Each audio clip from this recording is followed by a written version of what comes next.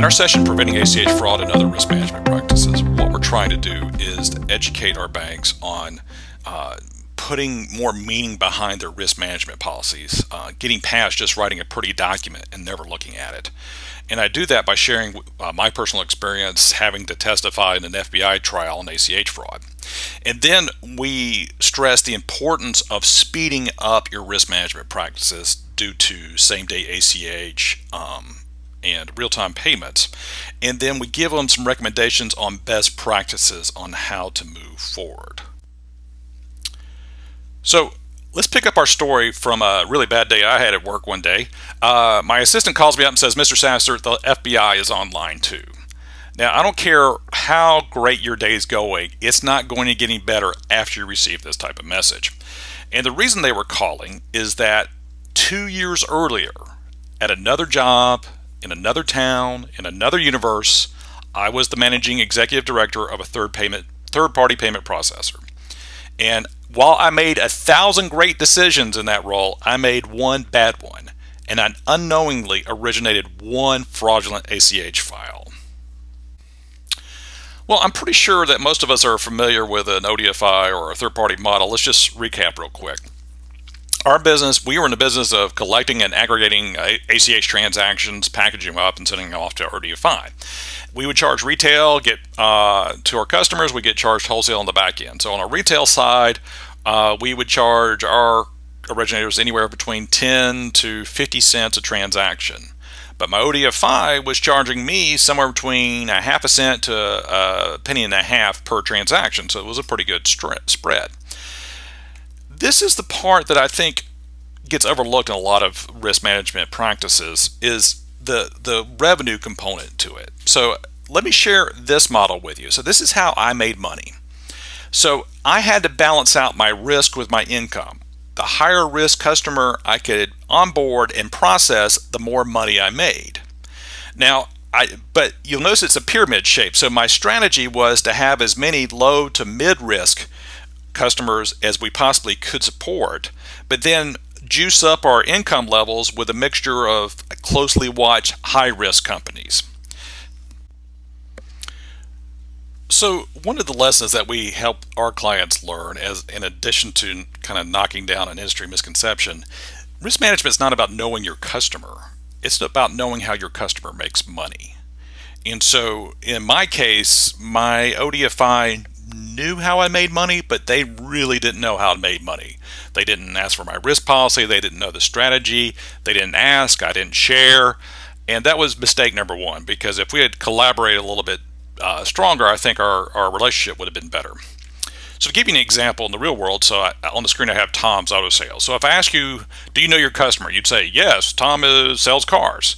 But if I asked you how Tom makes money, and you dig a little deeper, you'll see that Tom is in the subprime lending business. He makes more money financing cars to low credit customers than he does actually selling a car. So that should shift your mindset a little bit in how you deal with Tom. So getting back to my story, so my bad guy came to me through a trusted partner, and he checked all the boxes for me. If I could have laid out in my diary what the perfect customer was, this company checked it for me. So they came from a trusted partner, which automatically, and I hate to admit it, lowered our defenses.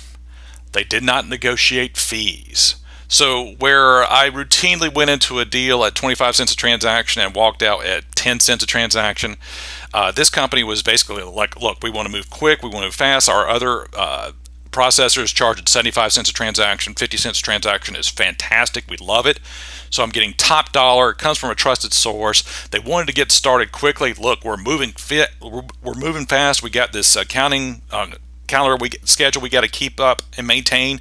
So I need you to move quickly for me. And they breezed through 90% of the underwriting. So why did this happen? Why did I originate? So for one, there was an incomplete business credit report.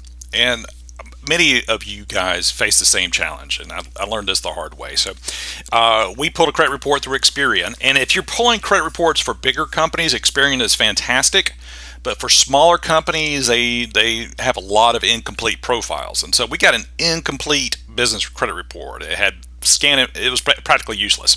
So when that happened, our standard mode was to go to the principals of the business, and so we pulled a personal credit report on the president of the company. It turns out later that the president of the company happened to be the girlfriend of the mastermind, and so her credit was clean. And so, her name, let's call her Sarah. And so we used Sarah's credit to basically pass that check. And then we looked at the company financials, and they turned out, of course, to be forged. And the letter of credit from the bank was forged as well. Now, the name of the bank and the name of the person was real. They had just cut and paste over. We were using fax machines at the time.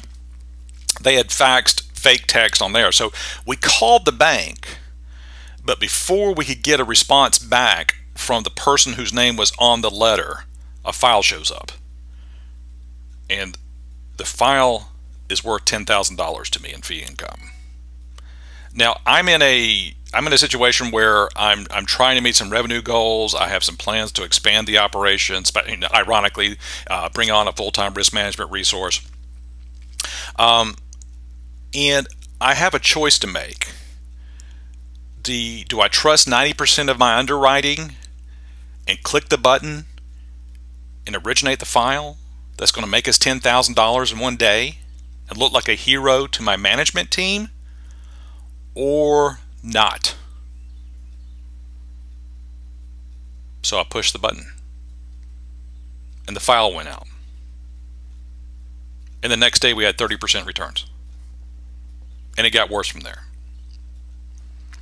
And there were some internal failures. I was the guy in charge, so it all rolls down to me. But one of the things that did not get checked, if I can give you a little bit of a picture, is this: when we Googled the address of the international headquarters for Advanced Industries, we got a 2-bedroom condo at the beach.